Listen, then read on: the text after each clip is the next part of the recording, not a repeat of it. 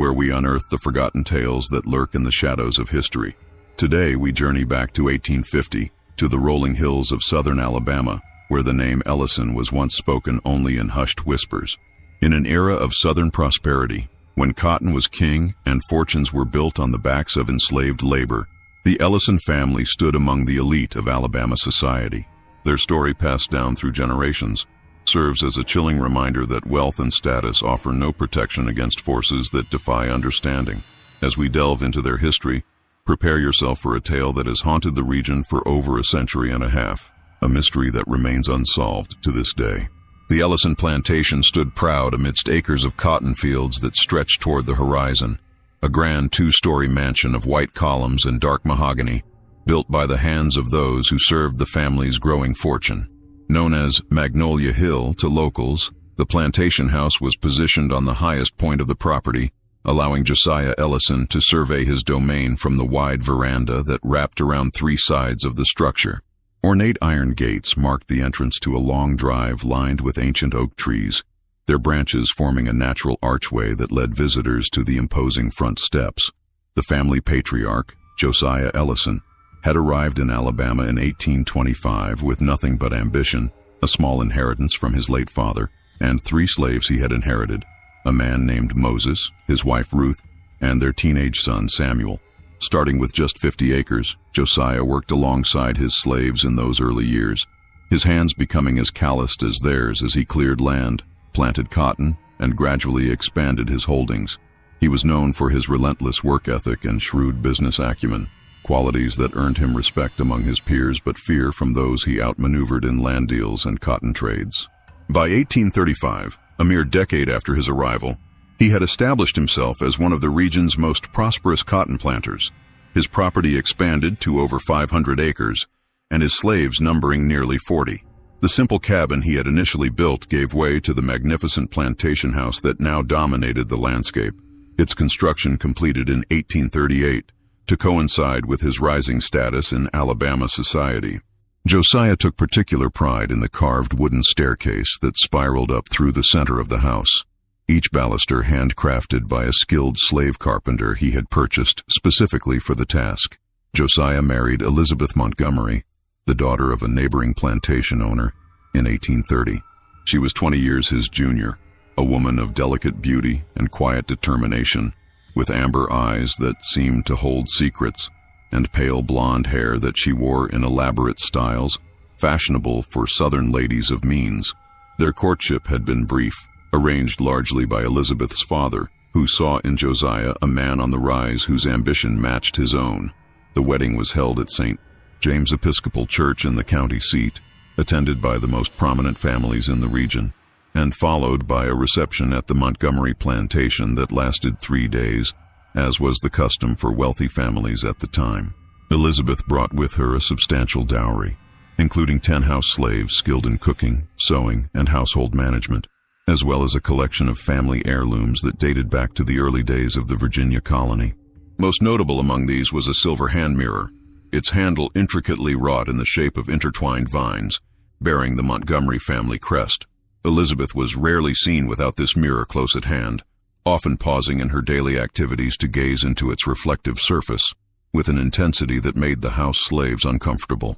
Their union was blessed with 5 children, 1 son, Thomas, born in 1831, and 4 daughters: Margaret, born in 1834, Catherine, born in 1836, Josephine, born in 1838, and little Sarah, born in 1844, after a gap that had led many to believe Elizabeth's childbearing years were behind her.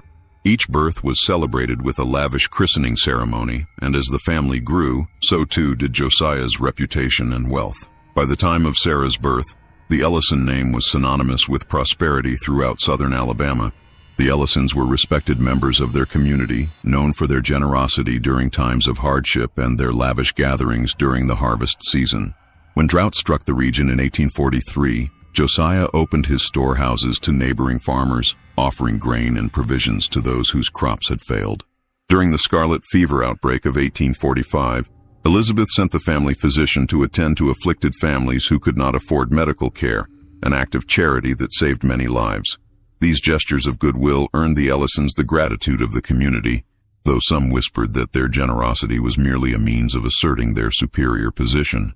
Their seasonal balls were legendary, drawing guests from as far as Mobile and Montgomery. The Christmas Ball of 1846 was particularly memorable, with the plantation house adorned with fresh pine boughs and red velvet ribbons, silver candelabras casting a warm glow over the assembled guests in their finery. The banquet table groaned under the weight of roast turkey, glazed ham, oyster dressing, sweet potato pies, and syllabub, all prepared by the skilled hands of Ruth, now the head cook, who had been with the family since Josiah's arrival in Alabama. Each Sunday they would attend service at St. James Episcopal Church, arriving in a polished carriage drawn by 4 matched bay horses, the family dressed in their finest attire. Josiah served as a vestryman, contributing generously to the church's building fund and missionary efforts. Elizabeth taught Sunday school to the children of other planter families, her gentle manner and firm moral guidance making her a favorite among her young charges. The family occupied the first pew, their presence a weekly reminder of their standing in the community. After services, they often hosted Sunday dinner for the minister and select parishioners, discussing theology and local affairs over Elizabeth's renowned peach cobbler.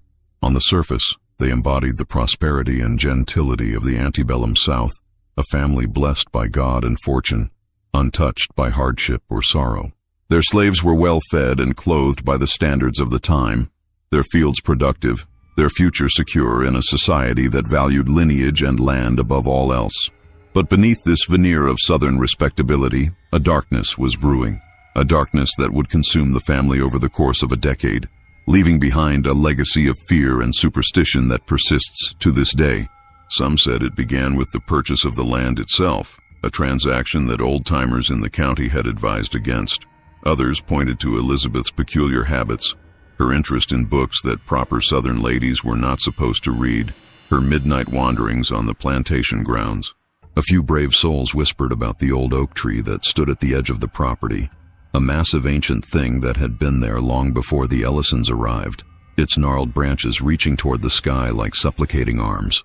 The house slaves had their own theories, shared in whispers late at night in their quarters.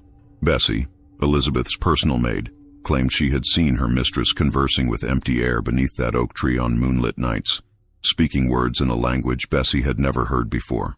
Moses, now elderly but still responsible for the gardens, swore that flowers planted near the tree grew in unnatural ways, their blooms larger and more vibrant than seemed possible, yet giving off a sickly sweet scent that caused headaches and strange dreams.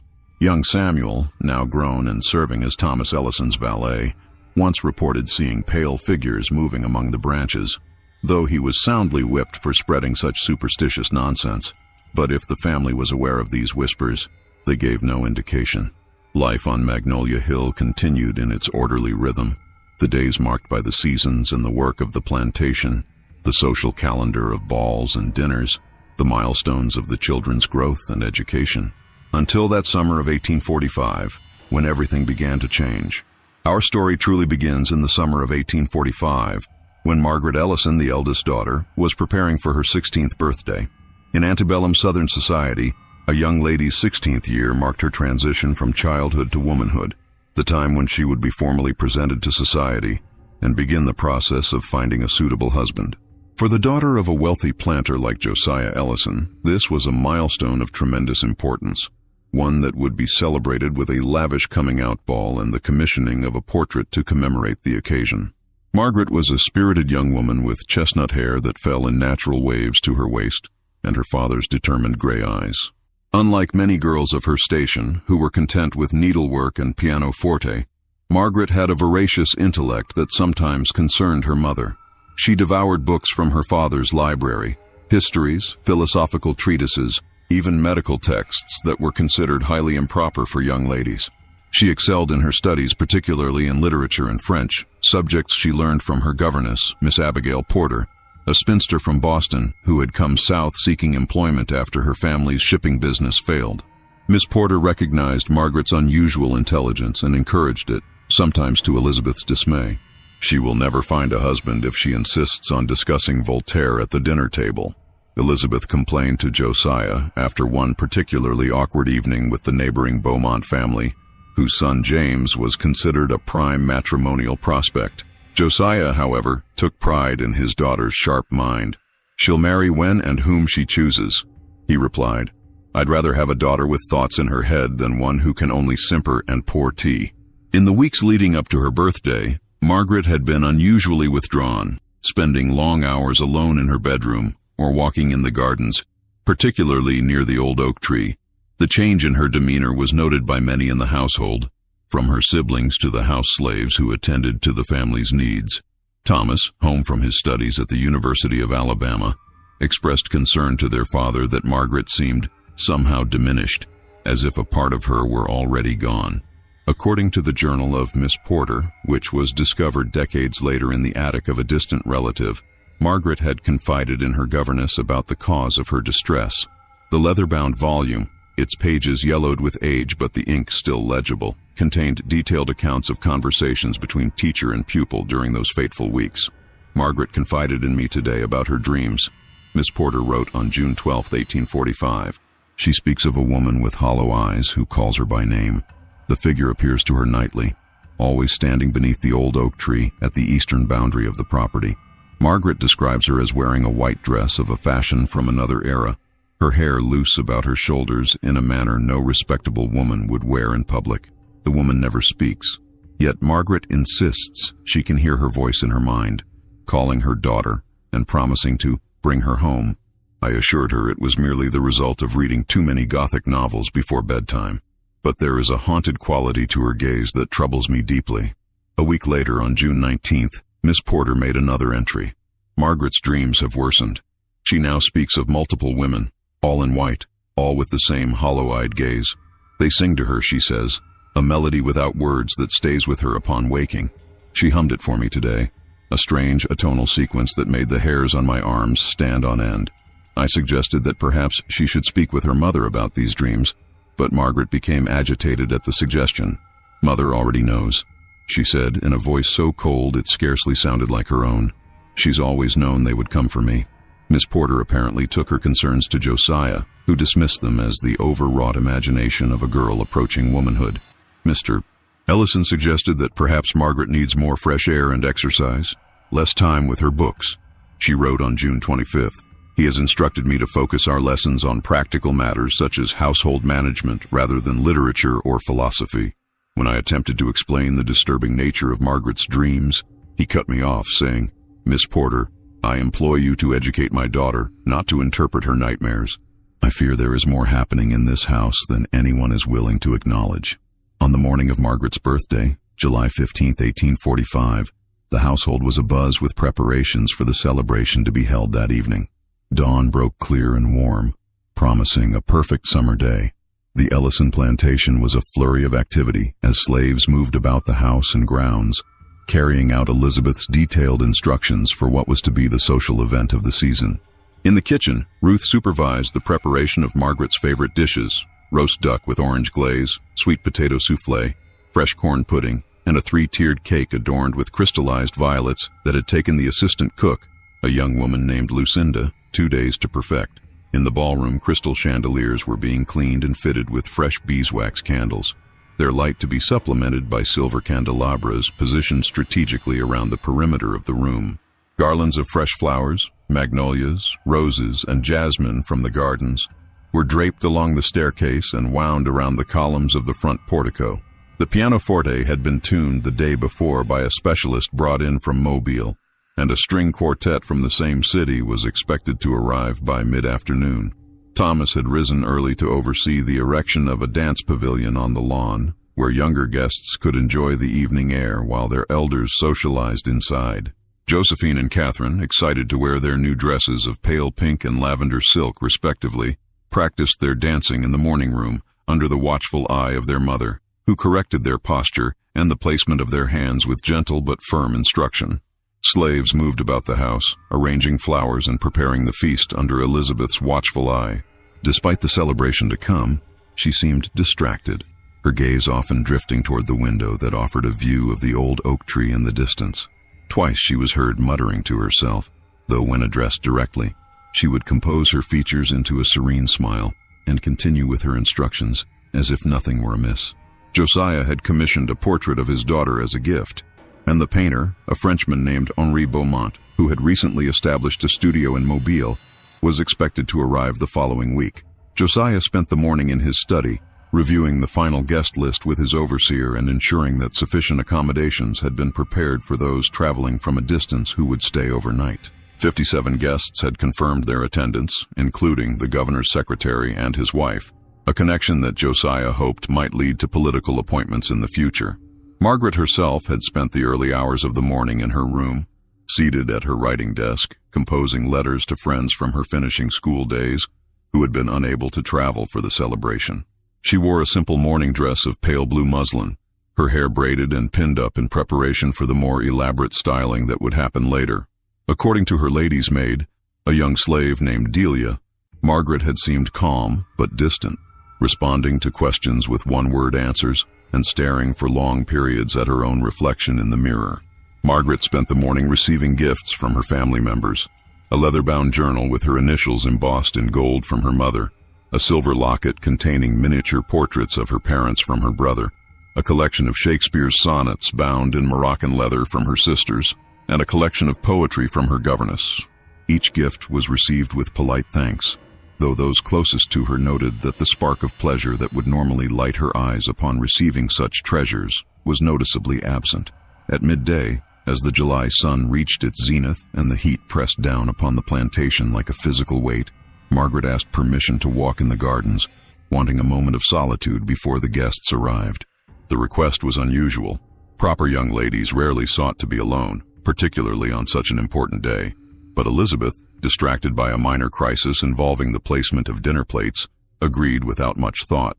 She did, however, instruct one of the house slaves, a woman named Bessie, who had been with the family for many years and served as Elizabeth's personal maid, to keep watch from a distance.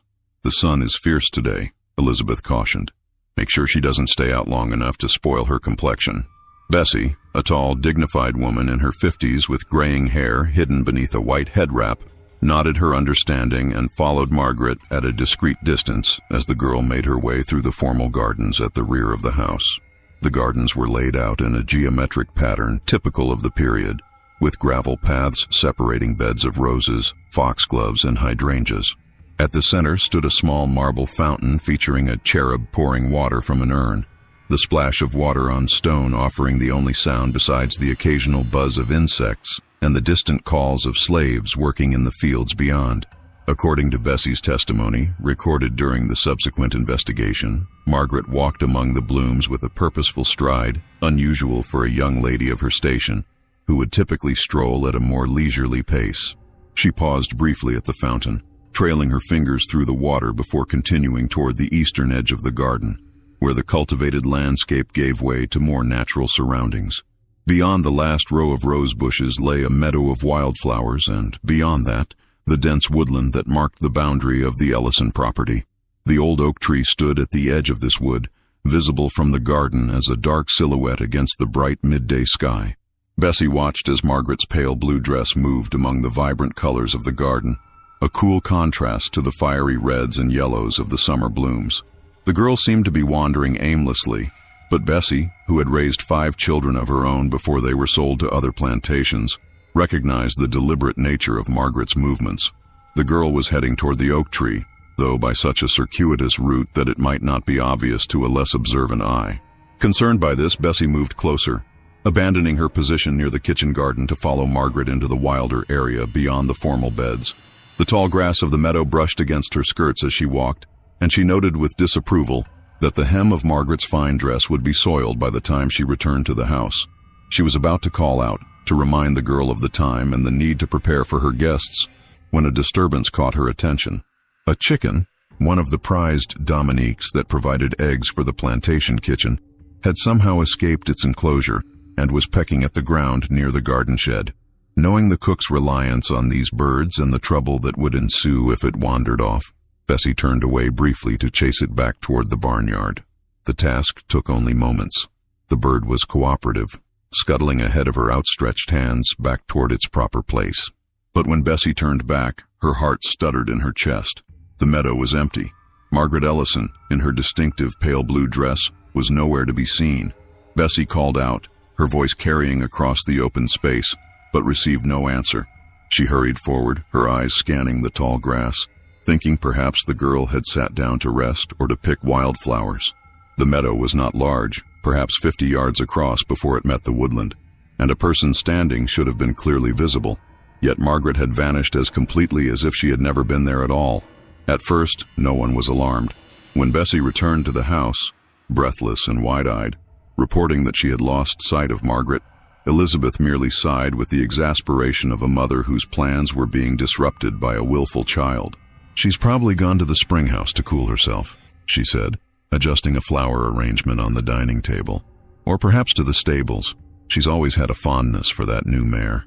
She dispatched a kitchen boy to check these locations, expecting the matter to be resolved quickly. As the hour grew later and the first carriages began to appear on the long drive leading to the house, concern began to mount. Thomas and 2 house slaves had searched the immediate grounds, the spring house, the stables, the smokehouse, and even the slave quarters, though it was unthinkable that Margaret would have gone there unchaperoned. They found no trace of her, nor had anyone seen her since she had entered the garden with Bessie following at a distance. Josiah, initially irritated by what he perceived as a childish prank on an important day, now paced the veranda, his expression darkening with each report of another location searched without success. "She must be found before the guests arrive," he insisted, his voice tight with suppressed anger. "I will not have the Beaumonts and the Calhouns greeted with a household in disarray, because my daughter has chosen this day for some foolish game." But as the first guests began to arrive and there was still no sign of the birthday girl, concern grew into panic. Elizabeth, maintaining a brittle composure as she greeted early arrivals, dispatched them to various parts of the house with vague explanations about Margaret resting before the festivities. Meanwhile, Josiah gathered the male servants and slaves, organizing them into search parties to comb the wider plantation grounds. The search began in earnest as the sun began its descent toward the western horizon, casting long shadows across the manicured lawns and cultivated fields of Magnolia Hill. The house and gardens were systematically examined, every room, closet, and outbuilding inspected multiple times. As twilight approached and still no trace of Margaret had been found, Josiah made the difficult decision to inform the assembled guests that his daughter had taken ill suddenly, and the celebration would need to be postponed. The announcement was met with murmurs of sympathy and offers of assistance, which Josiah declined with as much grace as he could muster under the circumstances. As the last of the disappointed guests departed, the search expanded to the surrounding fields and woods. Slaves were roused from their quarters to join the effort, carrying torches and lanterns to illuminate the growing darkness. Neighboring planters, hearing of the situation through departing guests, sent their overseers and field hands to assist, a gesture of community solidarity that transcended the usual competitive relationships among the cotton aristocracy. Lanterns flickered across the plantation through the night, their light catching on the dark leaves of magnolia trees and the rippling surface of the creek that ran along the western boundary of the property. Men called Margaret's name until they were hoarse, the sound echoing back from the woods with no answering cry. Dogs were brought in, bloodhounds owned by the Crawford plantation 5 miles east, but they showed confusion rather than purpose, circling the area where Margaret had last been seen, but unable to establish a trail leading away. By midnight, with no sign of the missing girl and exhaustion setting in among the searchers, some began to whisper of darker possibilities. Could Margaret have been taken by runaway slaves? There had been rumors of a band hiding in the swamps 20 miles south, occasionally raiding isolated farms for supplies.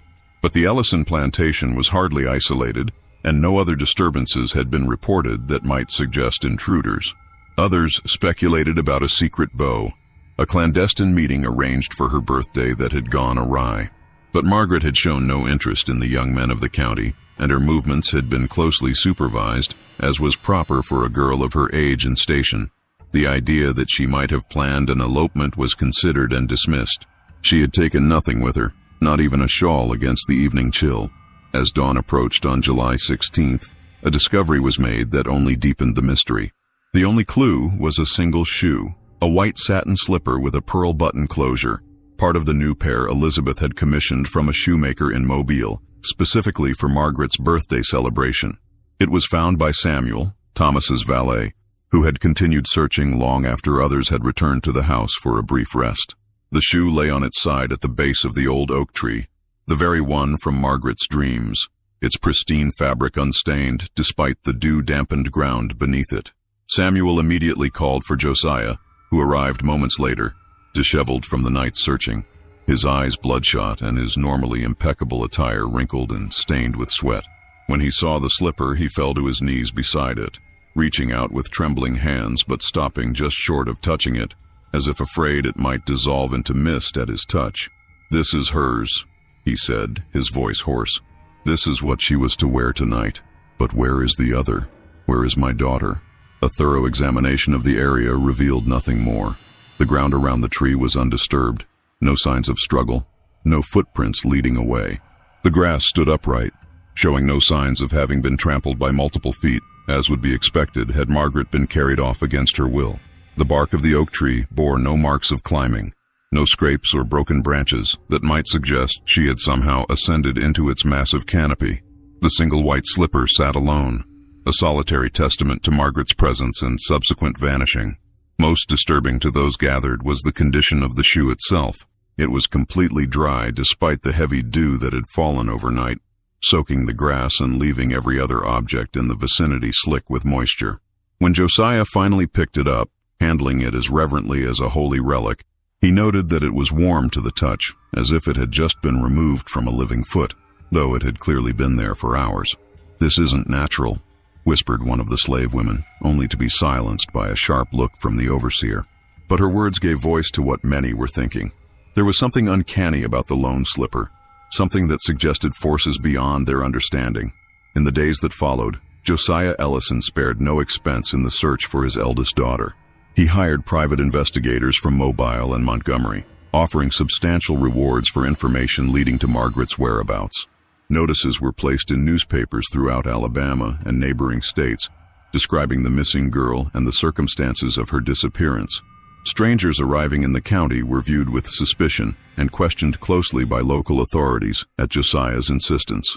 As July turned to August with no sign of Margaret, Josiah's methods grew increasingly desperate. He consulted with a Cherokee tracker who had a reputation for finding those who did not wish to be found, paying the man an exorbitant sum to examine the area around the oak tree. The tracker spent a day in silent contemplation of the site, but at sunset, he returned the gold coins Josiah had given him, saying simply, "This is not a matter for my skills. Your daughter walks paths I cannot follow." By September, with hope fading and conventional methods exhausted, Josiah turned to less orthodox approaches. Despite his position as a church vestryman and his previous disdain for what he termed heathen superstitions, he now sought out those who claimed connections to the unseen world. A conjure woman from the swamps, known only as Mother Surreal, was brought to the plantation under cover of darkness. She performed rituals involving herbs and bones, muttering incantations in a mixture of French and African dialects, but could offer no concrete information about Margaret's fate. Only cryptic warnings about women who wait beyond the veil. In October, at Elizabeth's insistence, Josiah consulted a spiritualist from New Orleans, a Creole woman known only as Madame Laveau, reputed to have the power to communicate with the dead. The séance, conducted in the formal parlor of Magnolia Hill, with only the immediate family present, ended abruptly when the medium began to speak in a voice not her own, a high, childlike tone that Elizabeth identified with a gasp as Margaret's. "The women in white have welcomed me home," the voice said through Madame Laveau's lips. "Do not seek what is freely given." Then the medium collapsed, and upon reviving, claimed to have no memory of what had transpired. The local newspaper, the Southern Sentinel, carried weekly updates on the search, but as summer turned to autumn, hope began to fade. The articles grew shorter, relegated to inside pages rather than the front-page coverage of the early weeks. By Christmas, mentions of the Ellison case had dwindled to occasional paragraphs, noting the lack of progress, often accompanied by reminders of the standing reward for information. Elizabeth Ellison took to her bed, consumed by grief. Thomas, at 17, shouldered the responsibility of managing the plantation, while his father devoted himself to finding Margaret. The younger daughters were kept under constant supervision, never allowed to wander alone, even within the house. The oak tree, once a distinctive landmark on the property, became an object of fear. Slaves refused to work near it. crossing themselves or making other protective gestures when forced to pass it. Josiah considered having it cut down, but couldn't bring himself to give the order, haunted by the irrational fear that doing so might somehow sever his last connection to his missing daughter. Miss Porter's journal entries from this period reveal the atmosphere of dread that had settled over the Ellison household. There is a terrible silence in the house now.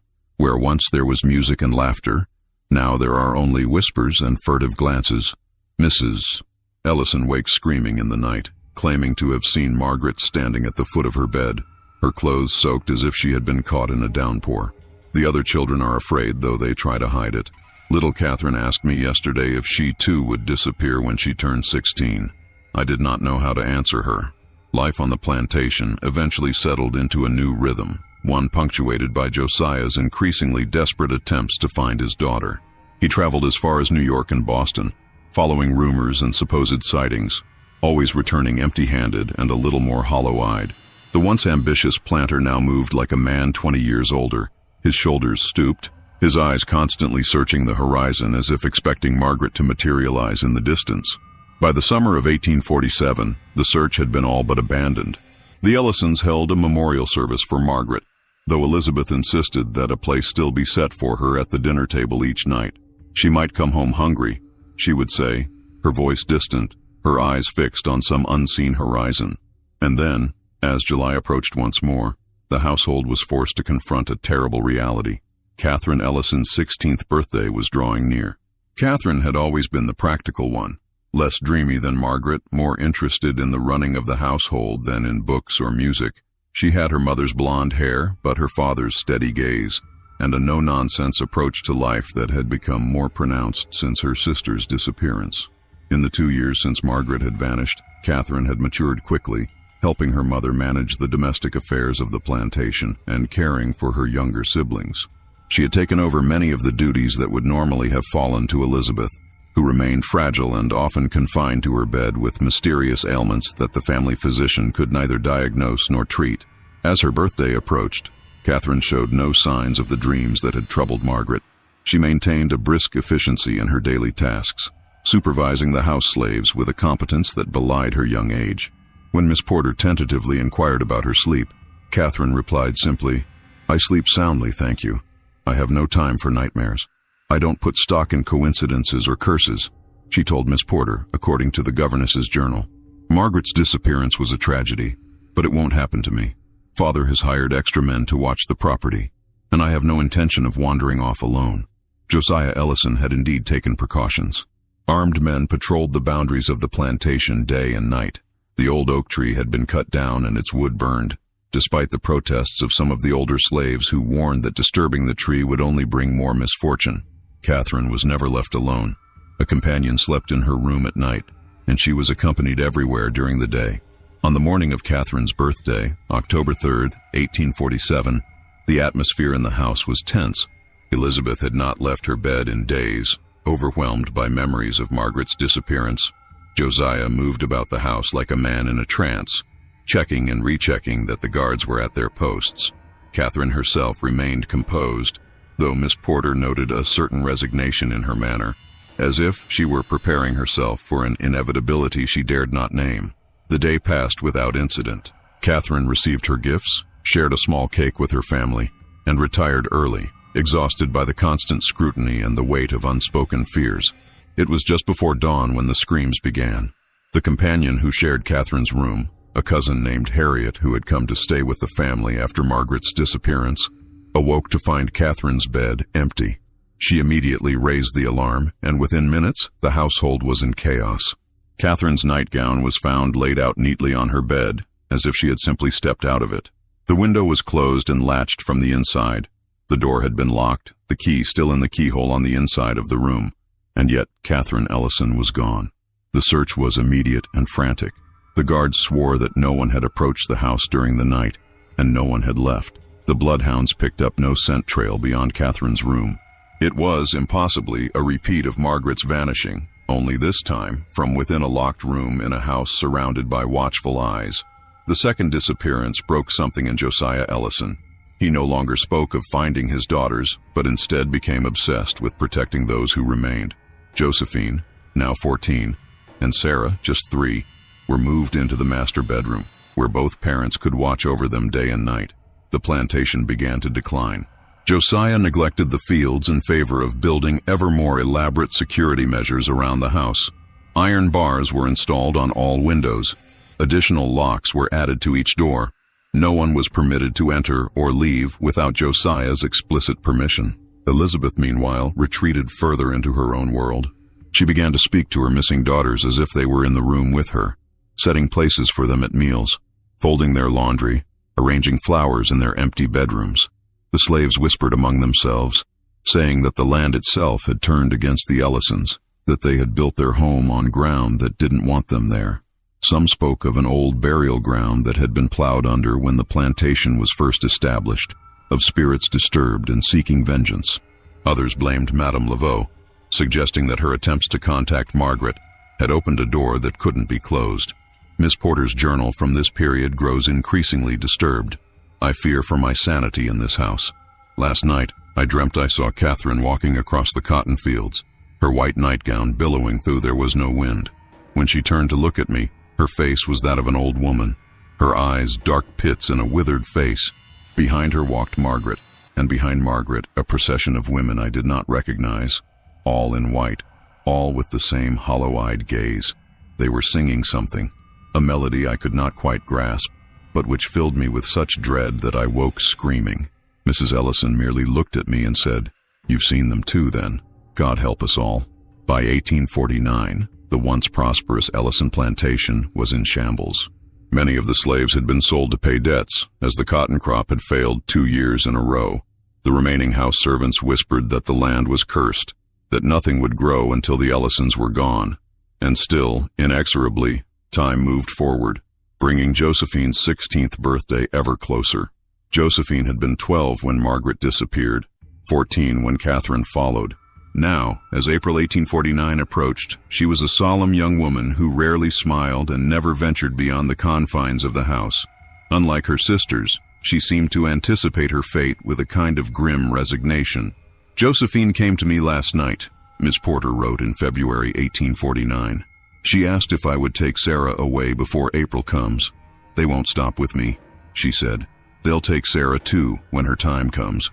But you can save her, Miss Porter. Take her north, change her name, never speak of the Ellisons again.' When I asked who they were, she looked at me as if I were simple and said, 'The women in white, of course.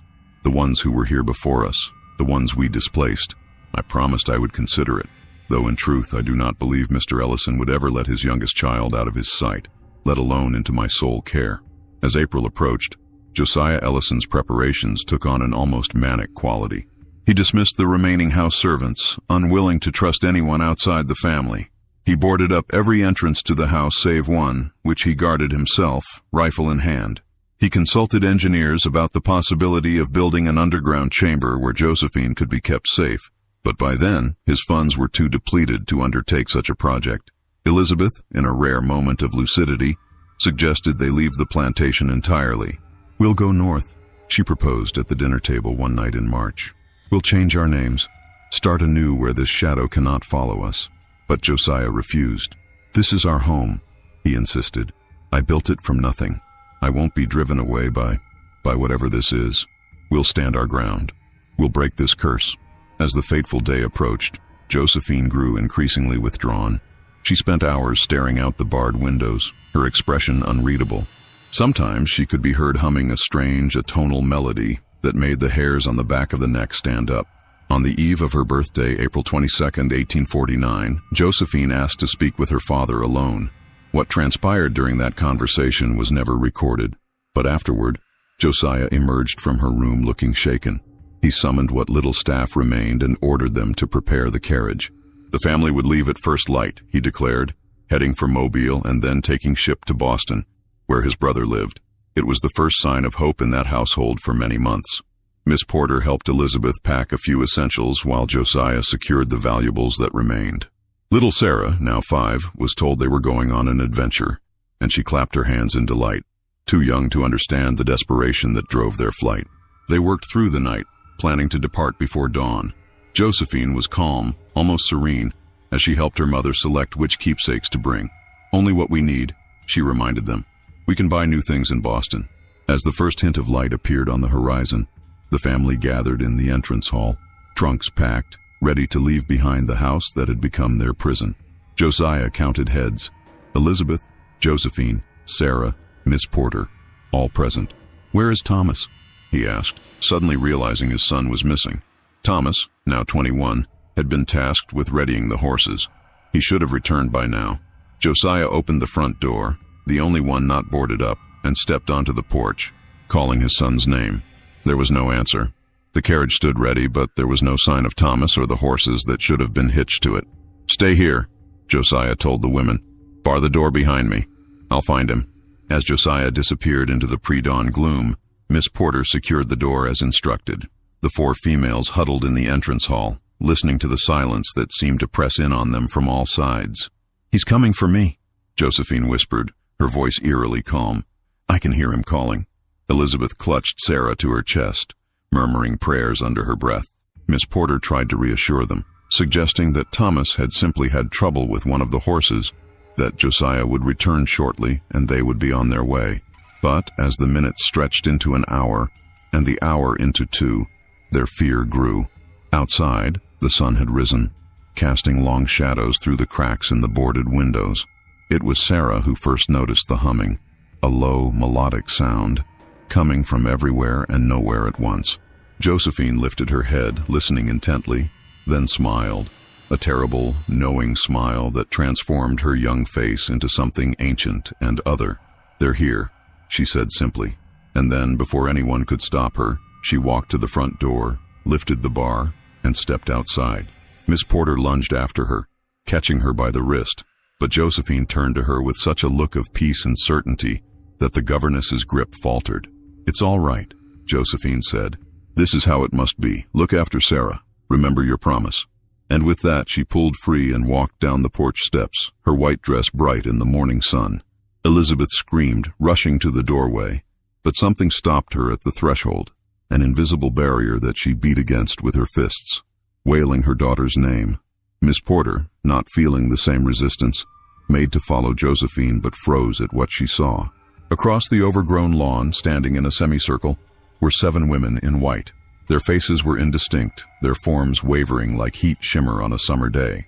Among them, Miss Porter would later swear, were Margaret and Catherine, their expressions serene, their hands extended toward their sister. Josephine walked toward them without hesitation.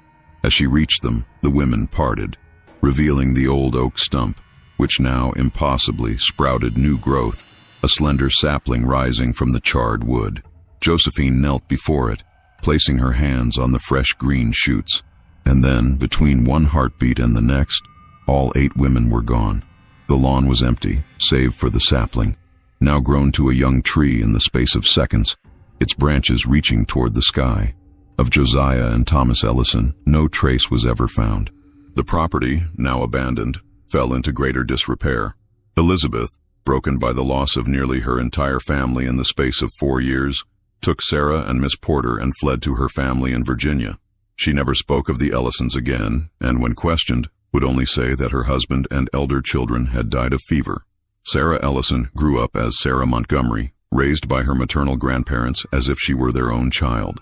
Elizabeth died in 1855, having never recovered from the trauma of those final days in Alabama. Miss Porter remained with the Montgomery family as Sarah's governess until the girl was grown.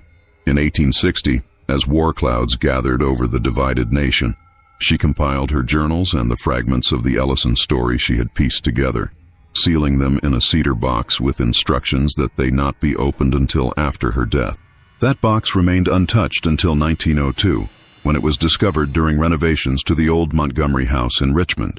By then, both Miss Porter and Sarah Montgomery were long dead, Sarah having succumbed to tuberculosis in 1870 at the age of 26. The journals might have been dismissed as the ravings of a disturbed mind had it not been for one unsettling detail.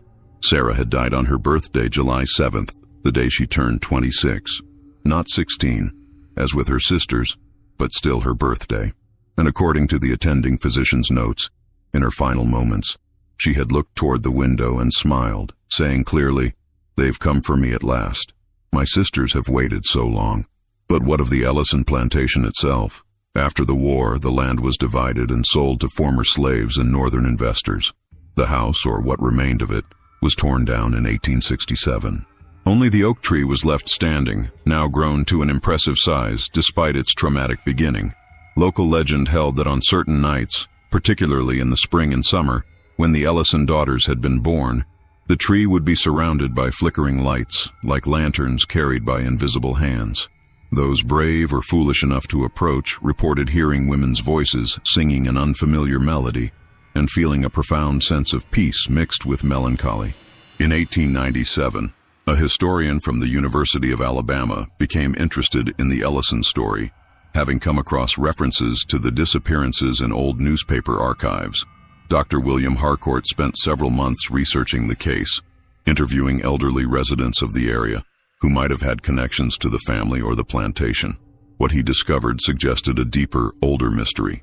The land where Josiah Ellison had built his plantation had indeed been a burial ground, not for local tribes, as the slave rumors had suggested, but for an obscure religious sect that had settled briefly in the area in the late 1700s, before disappearing under mysterious circumstances.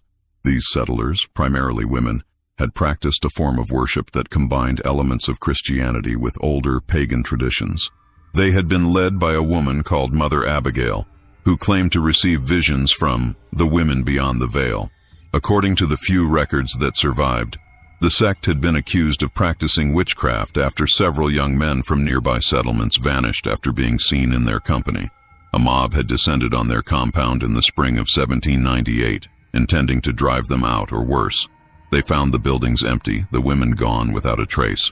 The only living thing remaining was a massive oak tree in the center of their settlement, festooned with strange symbols carved into its bark. The locals had tried to cut down the tree, but every axe that struck it broke on impact. Eventually, they had given up, declaring the place cursed and avoiding it for decades, until Josiah Ellison, newly arrived from Virginia and unaware of the local history, purchased the land for his plantation. Dr. Harcourt's research took a personal turn when he discovered that his own great-grandmother had been a member of Mother Abigail's sect.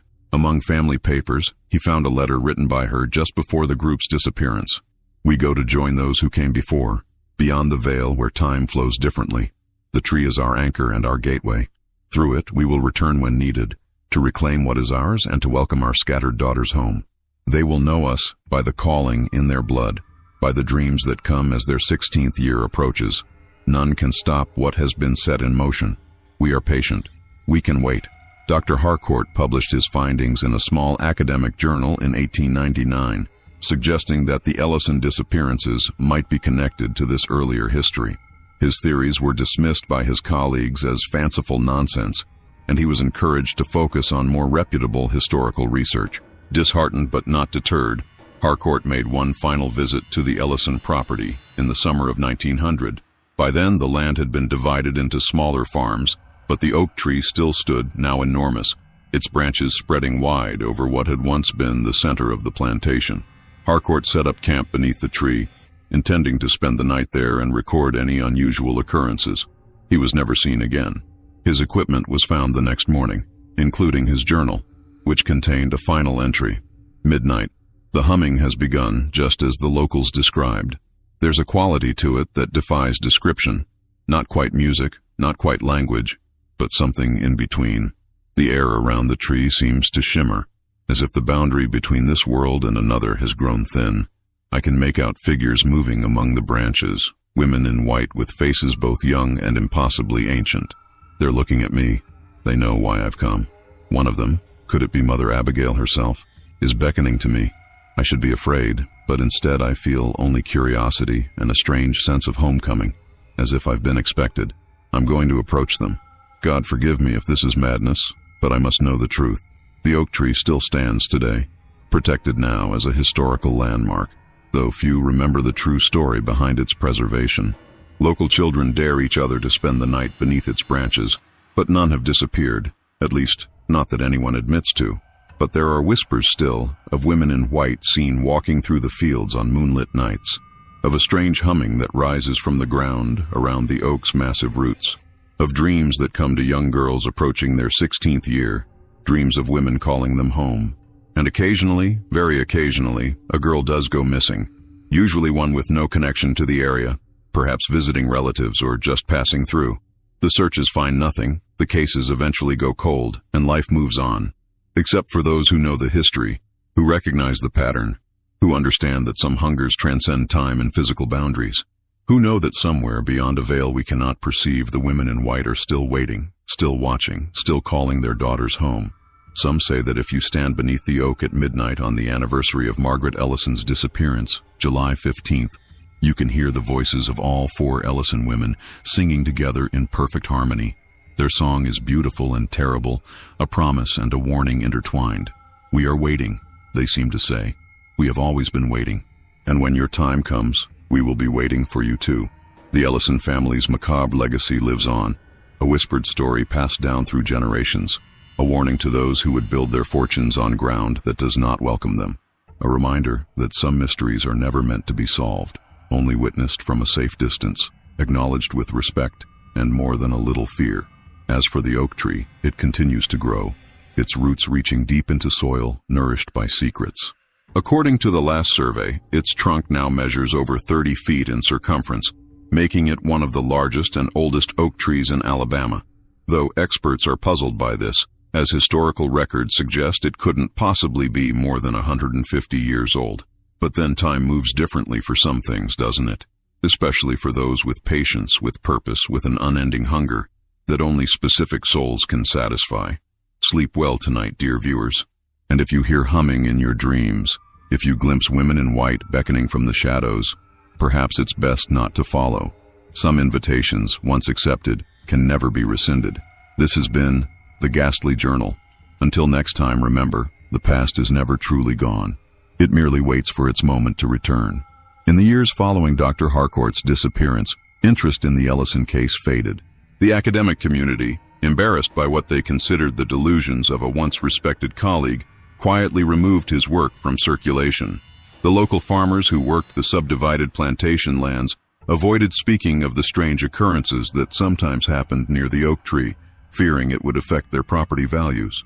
But in 1927, the story resurfaced when a young woman named Eleanor Pritchard, a student at the Alabama Women's College, chose the Ellison disappearances as the subject of her thesis in American folklore. Unlike her predecessors, Eleanor approached the case not as a historical mystery to be solved, but as an evolving folk narrative that revealed the anxieties and beliefs of the region. Eleanor's research took her beyond the dry newspaper accounts and property records. She sought out the descendants of those who had known the Ellisons, collecting oral histories that had never been written down. What emerged was a more nuanced picture of the family and the circumstances surrounding their tragedy. Josiah Ellison, it seemed, had not simply found the land for his plantation. According to the granddaughter of his former overseer, Josiah had won the property in a card game from a man desperate to be rid of it. The man, whose name had been lost to time, had warned Josiah that the land was cursed, that no one who lived there prospered for long. Josiah, flush with the arrogance of youth and ambition, had laughed off the warning. More troubling were the stories Eleanor collected about Elizabeth Montgomery Ellison. Far from being the delicate Southern belle portrayed in earlier accounts, Elizabeth had apparently been known in her youth for an interest in the occult. Her family had connections to New Orleans, and she had spent several seasons there before her marriage, reportedly studying with practitioners of voodoo and other mystical traditions. The most startling revelation came from Bessie Johnson, once a house slave at the Ellison plantation, who at 98 years old was one of the few people still living who had witnessed the events firsthand. According to Bessie, Elizabeth had not been an innocent victim of the tragedy that befell her family. Miss Elizabeth knew what that land was, Bessie told Eleanor in a recorded interview from 1927. She knew what lived in that oak tree. She thought she could control it, make some kind of bargain with it. I heard her sometimes late at night, talking to something that wasn't there, or wasn't there for the rest of us to see anyway. She'd go out to that tree with offerings, locks of her children's hair, little drops of their blood taken while they slept. Said she was protecting them, marking them as her own so the tree women wouldn't take them. But you can't bargain with spirits like that. They take what they want, when they want it. When Eleanor asked why Elizabeth's strange behavior hadn't been reported, Bessie laughed bitterly. Who was going to believe a slave over a plantation mistress? And besides, Mr. Josiah didn't want to see it. That man could blind himself to anything that might interfere with his precious cotton and his precious reputation. By the time he started to understand what was happening, it was too late. The bargain had already been made, and the price was being collected. Eleanor's thesis, completed in 1928, presented the Ellison story as a complex intersection of historical fact, supernatural belief, and the social dynamics of the antebellum South. She suggested that the disappearances, whatever their actual cause, had been interpreted through the lens of existing folk beliefs about the land and its previous inhabitants, creating a narrative that served as both warning and explanation for events that defied rational understanding. The thesis earned Eleanor high marks and the attention of folklorists beyond Alabama, but it also attracted unwelcome attention of another kind. Shortly after her graduation, while visiting the oak tree for one final round of photography, Eleanor Pritchard disappeared. Her camera and notebook were found at the base of the tree, but of Eleanor herself there was no trace. The search for Eleanor brought renewed attention to the Ellison case and the history of disappearances associated with the property. Authorities, embarrassed by their inability to explain yet another vanishing, suggested that Eleanor had staged her own disappearance to add mystique to her research, perhaps planning to write a sensational book on the subject. Her parents and professors vehemently denied this possibility, pointing to Eleanor's serious academic ambitions and the fellowship to study at Oxford that she had been scheduled to begin the following month. The disappearance became a brief national news story, with the more lurid newspapers suggesting everything from murder to voluntary cult involvement. When no body or other evidence was found after 6 months of searching, the case was officially classified as unsolved and gradually faded from public consciousness. But Eleanor's thesis, and the attention her disappearance brought to the Ellison case, had one lasting effect. The oak tree and the surrounding 5 acres were designated a historical site in 1930, protected from development or destruction. The official reason given was the tree's remarkable age and size, but locals understood the real motivation. No one wanted to risk disturbing whatever dwelled there. Through the Great Depression and World War II, the Ellison story remained a local legend, occasionally revived when a young person would go missing in the area, but never gaining wider attention. The oak tree continued to grow, its massive branches now spreading over nearly half an acre, creating a cathedral-like space beneath that remained perpetually shadowed, even on the brightest summer days. In 1965, a developer purchased the land adjacent to the oak tree's protected acreage, planning to build a subdivision of middle-class homes. Despite warnings from locals, work began in the spring of that year. Almost immediately, problems arose. Equipment malfunctioned inexplicably. Workers reported feeling watched, hearing whispers in the rustling of the oak's leaves. Several men quit after experiencing vivid nightmares of women in white calling them by name. The developer, Howard Daniels, dismissed these concerns as superstitious nonsense. To prove there was nothing to fear, he staged a publicity stunt, announcing that he would spend the night alone beneath the oak tree on July 15th, the anniversary of Margaret Ellison's disappearance, and broadcast the experience live on local radio. On the appointed night, Daniels arrived with a radio crew, who set up their equipment at what they considered a safe distance, about 50 yards from the tree. Daniels, equipped with a portable microphone and a sleeping bag, made himself comfortable at the base of the massive trunk, his back resting against the gnarled bark. The broadcast began at 10 p.m., with Daniels joking about ghost stories and the power of suggestion. "There's nothing here but an impressive old tree and a lot of overactive imaginations," he told his listeners. The Ellison disappearances, if they happened at all, probably had perfectly rational explanations. Young women ran away all the time, especially from the restrictive environment of the antebellum South. As for Dr. Harcourt and that college girl, Eleanor, well, history is full of opportunists who saw a chance to disappear and start fresh. As midnight approached, Daniel's tone grew more subdued. "It is unnaturally quiet here," he admitted around 11:30. "No crickets, no night birds, and the air feels strange, heavy somehow. But that's just the summer humidity and the natural acoustics created by this massive canopy above me." At 11:45, the broadcast was interrupted by bursts of static. When Daniels's voice returned, it was noticeably tense. "There's something moving in the branches above me," he said, his voice barely above a whisper. "I'm told there are no animals nesting in this tree, but I can definitely hear, well, it sounds almost like footsteps, moving around up there. And there's a humming, very faint but constant, probably just the wind. though I have to say the air is perfectly still down here. At 11:55, Daniels requested that the radio crew turn off their spotlight, which had been directed at him throughout the broadcast. "The light is creating strange shadows," he explained.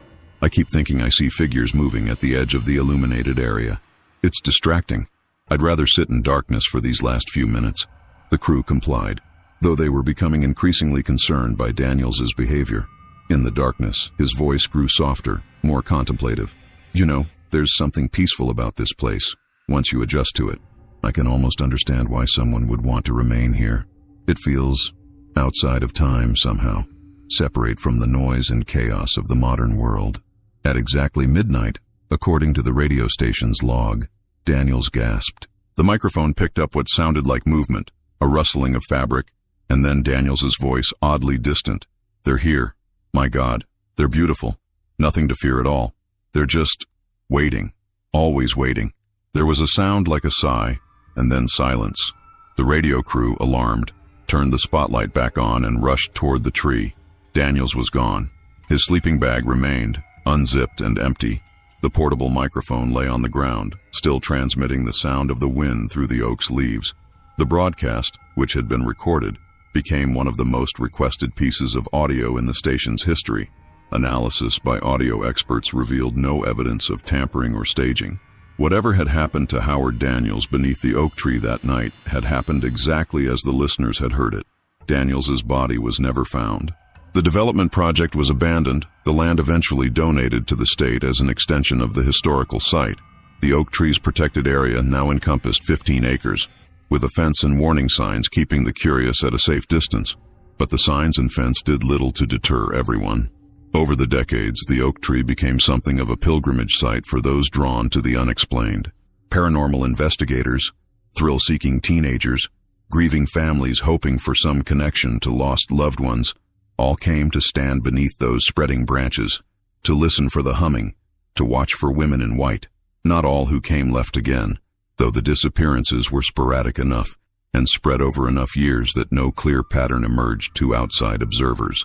A college student in 1972, a paranormal researcher in 1984, a young mother in 1991, a retired history teacher in 2003, all vanished without trace, all last seen near the oak tree.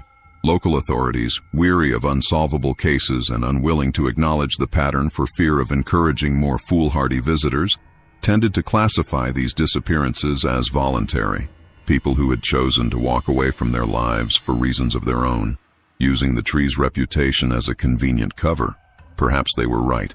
Perhaps there were perfectly rational explanations for each disappearance, explanations that had nothing to do with women in white or bargains made with forces beyond human understanding. Perhaps the Ellison story was nothing more than a tragic series of coincidences, embellished over time into something supernatural. But if so, how to explain the dreams that still come to young girls in the area as they approach their 16th birthdays? Dreams of women calling them by name, beckoning them toward a massive oak tree where safety and belonging await. Dreams so vivid, so compelling, that parents in 3 counties have been known to send their daughters away to relatives in other states until the dangerous birthday has passed. How to explain the fact that the oak tree, despite multiple examinations by arborists and botanists, defies all natural laws of growth and aging. Its rings, visible in core samples, suggest an age of barely 150 years, exactly matching the time since Josephine Ellison knelt before the charred stump and vanished. Yet its size indicates a tree that should be at least 500 years old.